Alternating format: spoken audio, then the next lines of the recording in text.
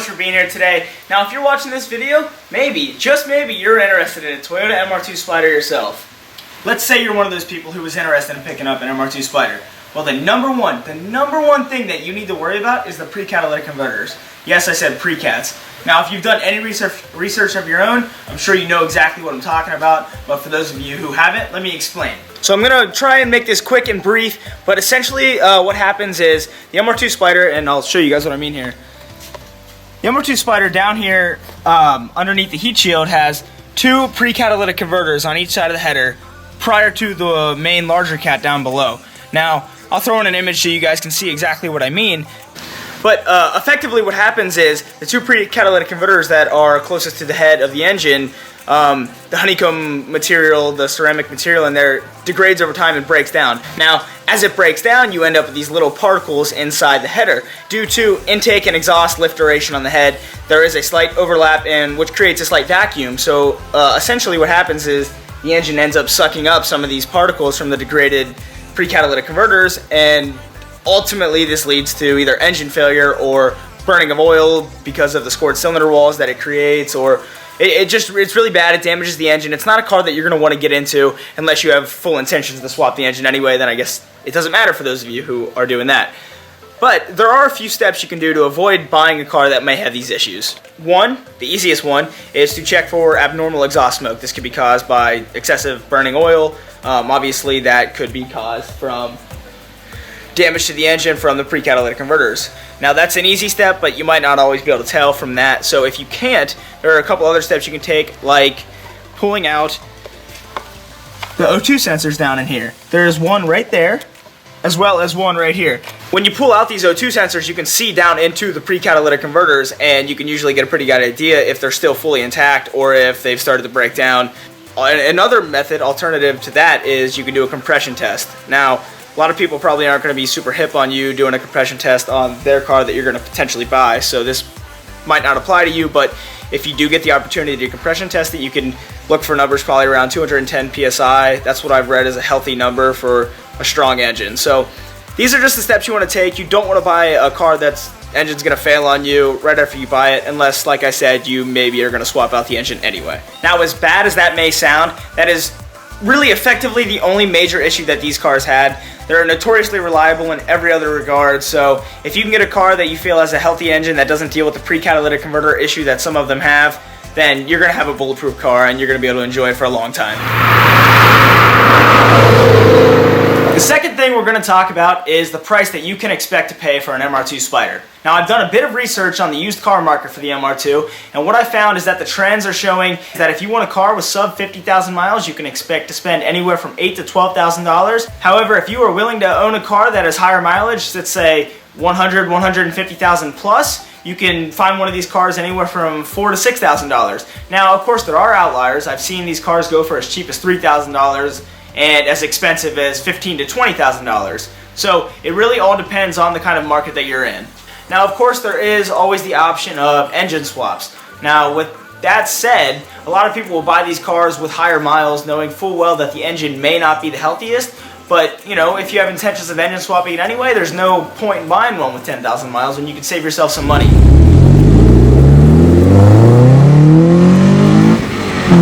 The third thing that we're going to talk about today is the reason I bought this car. It's the reason so many people buy this car, and that is the fact that it's basically a big go-kart for the streets.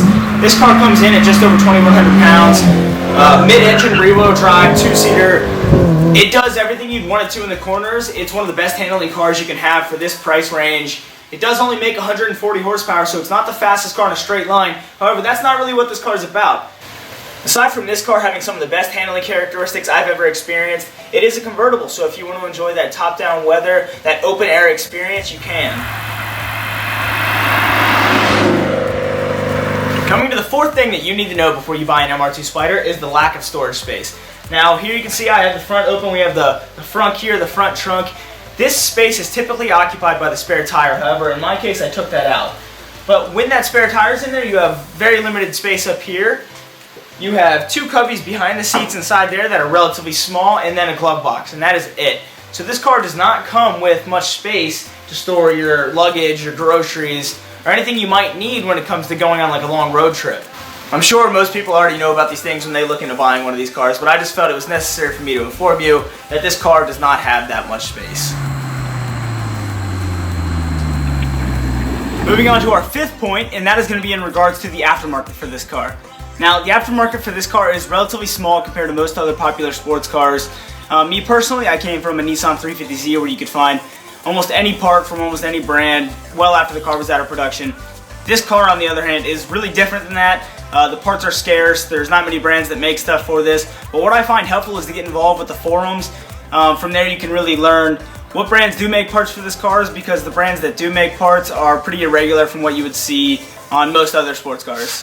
While this may be a big negative for a lot of people, just know that there is an aftermarket out there for this car. You just have to do a bit more research than you would for others. The sixth thing that we're going to talk about that you need to know before you buy an Mr2 Spyder is that these cars technically do not come in an automatic. Now, in my case, I have the 5-speed manual. However, there is another transmission option available, but even that is an automated manual. And what I mean is that it doesn't have a clutch, but you still have to shift. You can't put it in automatic and just drive. There is, you have to shift either with the gear shifter or the buttons on the steering wheel. So I actually think this is a pretty unique option that Toyota did. It's definitely one of the earlier generation sequential manual transmissions that came out. So it's pretty unique, but you should know that you can't get these cars in direct automatic.